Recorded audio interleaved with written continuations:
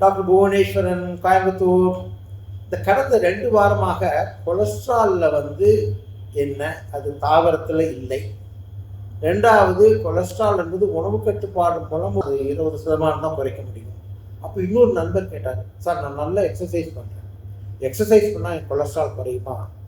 கண்டிப்பாக நீங்கள் தெரிஞ்சுக்க வேண்டியது என்னன்னா, எக்ஸசைஸ் பண்ணால் உங்கள் உடம்புல ஃபேட் கண்டென்ட் குறையும். கொலஸ்ட்ரால் என்பது ஒரு விதமான ஃபேட்.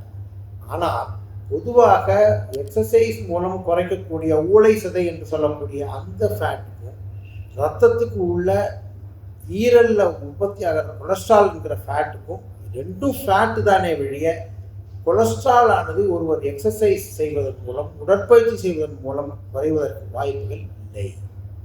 அப்போது என்ன அப்படின்னா, நீங்கள் எப்படி புரிஞ்சுக்கணும், கொலஸ்ட்ரால் குறைக்கணும் அப்படின்னா அது எந்த விதமான நமக்கு உடம்புல எதனால் அந்த ஹை கொலஸ்ட்ரால்ங்கிறதுக்கு மரபணு விஷயம் இருக்காங்கிறத தெரிஞ்சுக்கணும். ஏன்னா மரபணுக்கள் மூலமாக வரக்கூடிய ஹை கொலஸ்ட்ரால் தான் ஒரு மனிதனுக்கு அதிகம். அப்படி இல்லை அப்படின்னா ஒன்று உணவு கட்டுப்பாடுல ஒரு 10லிருந்து 15% குறைக்கலாம். எக்ஸசைஸ் மூலம் உடம்புடைய ஊளை சதை குறையும். ஆனால் இதையும் மீறி கொலஸ்ட்ராலை கட்டுப்படுத்தணும், ரத்தத்தில் கொலஸ்ட்ரால் அளவு 200க்கு கீழே வரணும் அப்படின்னா மருந்துகள் தான் மார்க்கம். புரிஞ்சுட்டிங்களா? அதனால் அது அந்த மருந்துகளையும் மருத்துவர்களுடைய ஒரு ஒப்புதல் மூலம் நீங்கள் வாங்கிக்கணும். வணக்கம்.